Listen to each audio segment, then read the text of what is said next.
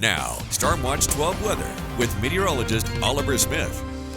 Well, high temperatures today were pleasantly mild to just pretty much warm throughout our region. We were into the low 70s east of the Cascades. 72 is the official high for Klamath Falls, 81 in Medford, 80 for Montague, and even 79 over towards Brookings. You have that Chetco effect. You'll see that also again for tomorrow. That's because high pressure is off to our west. That'll move right over us for tomorrow, allowing temperatures to climb throughout the region.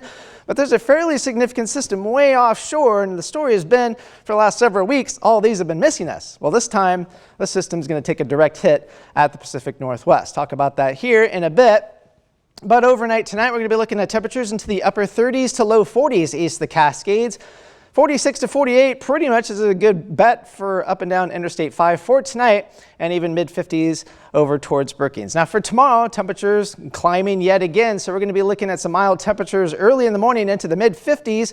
By the time we get towards the afternoon, well into the 70s and then upper 80s by the time, well, pretty much kids are coming home from school for tomorrow. We'll be looking at mid to upper 70s east of the Cascades. You can see mid to high 80s, maybe even reaching 90 degrees in some places is possible for tomorrow.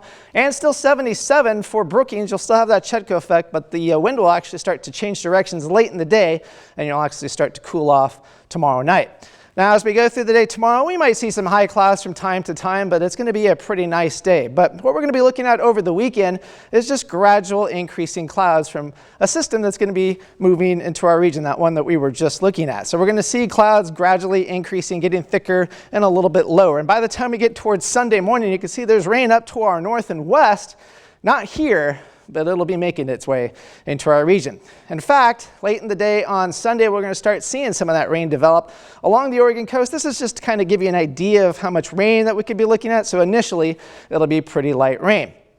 Once we go through the day on Monday, it's going to be a downright soaker, especially for the Oregon coast, easily an inch of rain. So this will definitely be a beneficial rain throughout our entire region. And we'll have to see how much rain we actually do get up and down Interstate 5 and east of the Cascades, but it's looking like a legitimate rain event.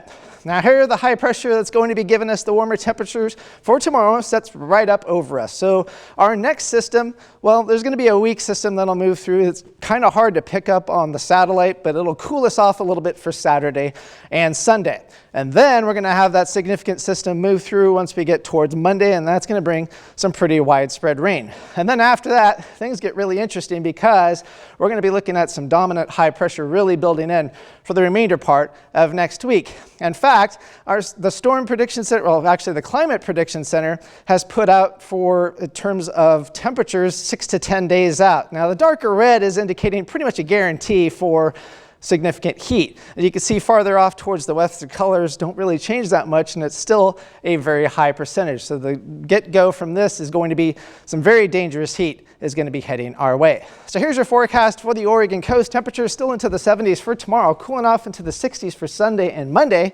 We'll be looking at some rain, and then temperatures starting to climb once we get towards Wednesday and Thursday. Northern California is still very warm for Friday, cooling off a little bit for Saturday into Sunday. Finally get some rain and cooler temperatures on Monday, and then you can see those temperatures climbing into the 90s for the middle and latter part of the week.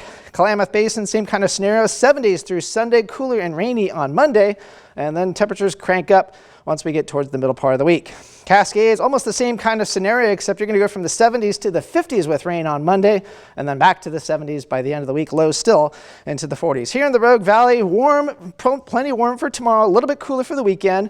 It's going to be fairly nice for some people on Monday with 70s and some rain, but then you can see we're going to be getting near that 100-degree mark by the time we get towards Thursday. So be ready for your air conditioners to be on full blast probably. Oh yeah, we'll definitely need them. Thanks, Oliver. I bet. Coming up in Health Watch,